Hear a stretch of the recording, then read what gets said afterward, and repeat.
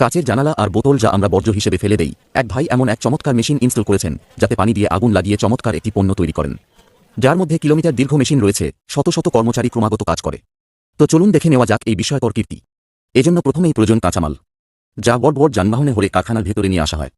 এখানে আপনি দেখতে পারেন এই গ্লাসটি আনলোড করার কাজ শুরু হচ্ছে।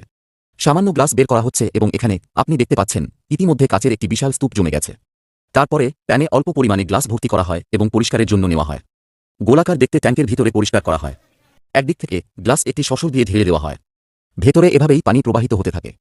এটি গোলাকার এবং বৃত্তাকার হওয়ার সাথে সাথে এই গ্লাসটি পরিষ্কার হতে থাকে।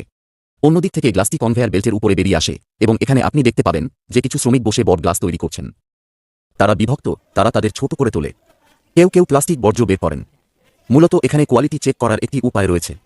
সুতরাং এই দীর্ঘ কনভেয়ার বেল্টের সাহায্যে এটি এই বড় হপারের অভ্যন্তরে ভ্রমণ করে, যেখানে এটি আমাদের অন্যান্য কাঁচামালের সাথে মিলিত হয়।